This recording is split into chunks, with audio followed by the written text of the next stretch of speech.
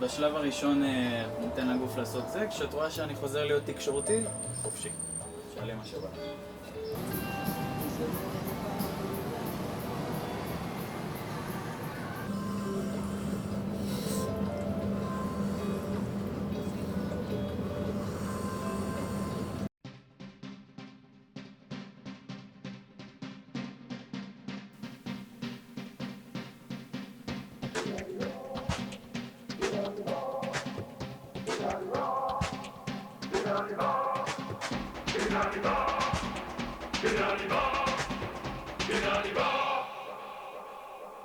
ירושלים, עיר שווה פיצוץ, הולך במדרחוב, מרגיש כמו קיבוץ, גלויות, 1000 תרבויות, לכל אחד יש אח, ערבים בסדר, חרדים בחדר, וכולם פה קולטים את אלוהים, אחרי תל ירושלים דרכה מהר, מיום ליום תל אביב נצצה עם חברים עזבו, התקרבו לבוא לשמיים, משעמם, אין ים, מה עכשיו אותה לזיבה? 3 שנים לקח לי לקבל את ההחלטה, אורז את החפצים לתוך המזוודה, מהכפר לעיר בכיוון הירי תל אביב, אני מגיע, באתי להזיע, אתה יחידה, אני נשמע תל אביב, אני מגיע, באתי להזיע, אתה יחידה, אני נשמע. התחלתי להתעסק בזה בשירות הסדיר שלי, זה היה לפני בערך 8-9 שנים, משהו כזה. מה עשית? היינו בחורף במתקן האדם, באמצע הלילה איזה חבר טוב שלי בא אליי ואמר לי, שמע, אתה חייב לראות משהו. זה האמת שזה לילה שאני לא אשכח, כי זה באמת ממש מה שפתח לי את כל התחום הזה. עוד לא ידעתי שזה יגיע למחוזות האלה, אבל אמר לי, אתה חייב לראות משהו. היה לי איזה סרטון ביוטיוב, איזה סרט קצר דוקומנטרי על בחור בשם ווים הוף, שבטח עוד נדבר עליו בהמשך, שלקח חבורה של אזור 5 חבר'ה, והעביר אותם איזה מסע כזה של 3 ימים, עשה להם אתגרי קור, והעביר אותם סדנאות נשימה, ולימד אותם בערך על רגל אחת את כל התחום הזה. הם היו קבוצה מאוד חזקה ומגובשת, אז הוא יכל להתקדם איתם באמת מהר, והם עשו דברים מטורפים ב3 ימים.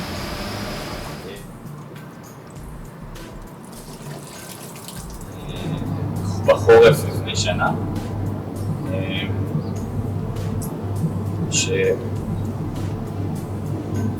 שפתאום היה לי זמן פנוי והיה הזדמנות, וזכרתי מאחורה של הראש את המסע הזה שראיתי ביוטיוב פעם עם מיכאל החבר שלי בצבא.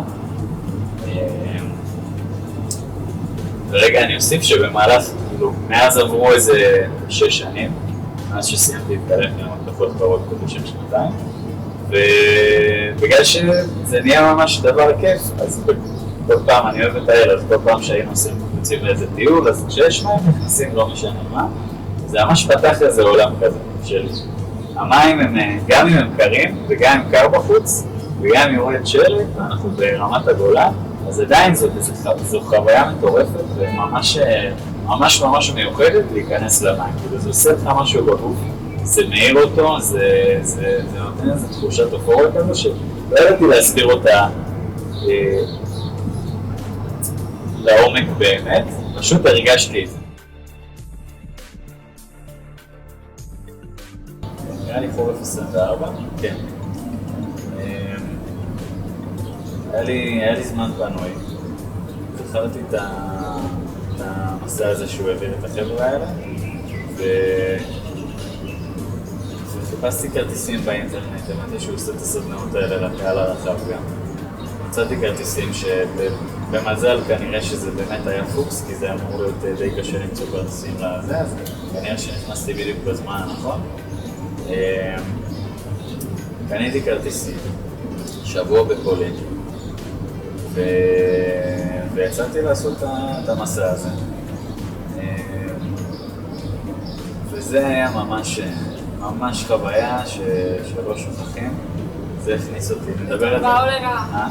לטובה או לרעה? מאוד קשה, מאוד מאתגר. המון אנשים מכל רחבי העולם, 400 איש מכל רחבי העולם, בכל הצבעי עור, בכל הגדלים, שמנים, רזים, ילדים, מבוגרים, כל הגילאים, ילדים. גם ילדים, כן, הייתי מישהו.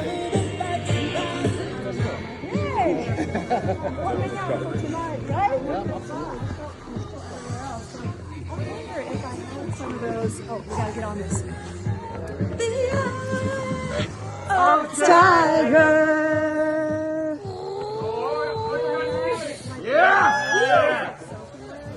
היה ילד עם צרכים מיוחדים, בן 16, שהגיע למסע הזה עם אבא שלו. אני אומר לך, אני יעני מתורגל, יעני הייתי בצבא, לוחם והכל, והיה לי מאוד קשה שם. והילד הזה עשה את זה באמת כמו גיבור, לא כמו, הוא באמת היה גיבור ברגעים האלה. כל יום נפתח בסדנת נשימות, בכל יום יש אתגר קור שהוא נבנה.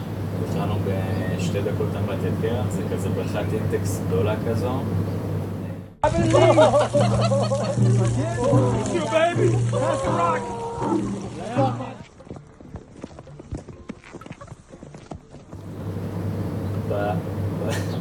בשלב הזה של השבוע עוד היה שמש, וככה התחיל לנו בהדרגה וזה היה נחמד.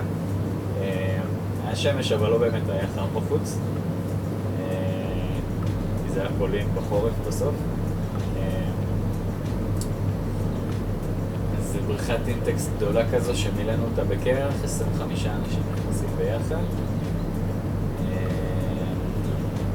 שטיפה פחות, עשינו את זה בשתי נקודות, לא זוכר. 2 דקות, פעם ראשונה שעשיתי אמבטיית קרח. הייתי בשוק מכמה שזה היה קר. ממש, זה פשוט היה... ממש הייתי קרוב לוותר. היה שם את האנרגיה של הקבוצה והכל וגם...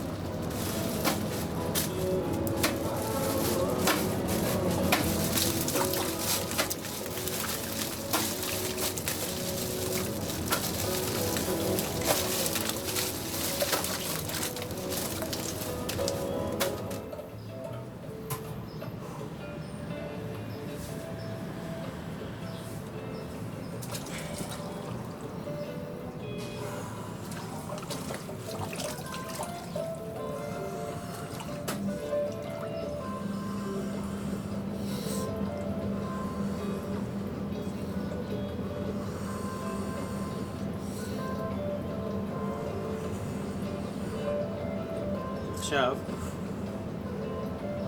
אני אמשיך לנשום ואנסה להסביר לכם מה אני מרגיש בגוף. זה השלב שהגוף ממש צורח. אז אם הגוף ממש צורח, אפשר לתת לו לצעוק, נגיד ככה. ממש חשוב לתת לגוף לעשות את כל מה שהוא רוצה. עכשיו הגוף מסתגל, אתה יודע? מסתגל למה שקורה.